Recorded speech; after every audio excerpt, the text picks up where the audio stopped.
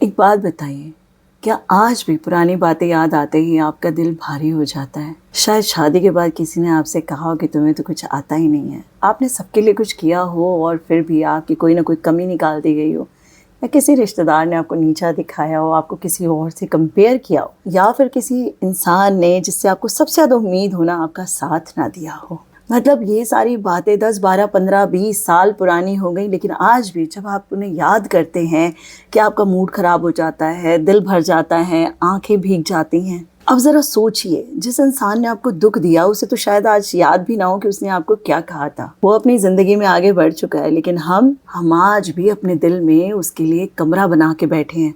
और देखो यार, वो हमें उस कमरे का किराया भी नहीं दे रहा है। हम अपनी मेंटल पीस, अपनी खुशी, अपनी सारी एनर्जी उन यादों के हवाले कर देते हैं और फिर कहते हैं कि यार पता नहीं हम इतना थका हुआ, इतना दुखी क्यों फील करते हैं।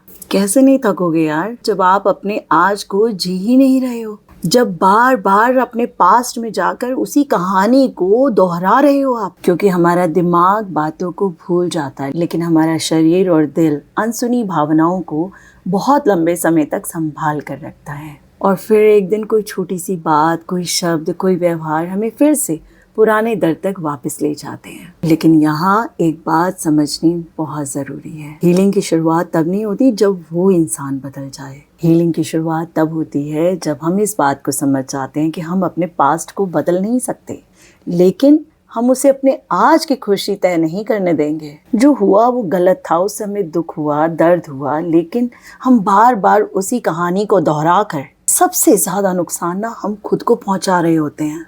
तो जब भी कोई पुरानी बात याद आए ना, खुद से एक सवाल पूछना, क्या मैं इस पल अपने प्रेजेंट में हूँ या फिर से पास्ट में जा रही हूँ? और फिर धीरे से अपना ध्यान वापस आज पर लेकर आना, अपनी सांसों पर, अपने आसपास की चीज़ों पर, उन लोगों पर जो आज आपके साथ हैं। क्योंकि आपकी पूरी पहचान उन घावों से, उन जख्मों से, उन दुखों से नहीं बनी। आपकी पहचान उस ताकत से बनी है जिसकी वजह से आप उन सब घावों, जख्मों और दर्दों के बाद भी खड़े हुए हैं। कभी कभी छोड़ देना ना हार मानना नहीं होता है, खुद को आज़ाद करना होता है। कुछ घाव समय से नहीं भरते, वो तब भरते हैं जब हम उन्हें अपनी ज़िंदगी चलाने की ताकत देना बंद कर देते हैं।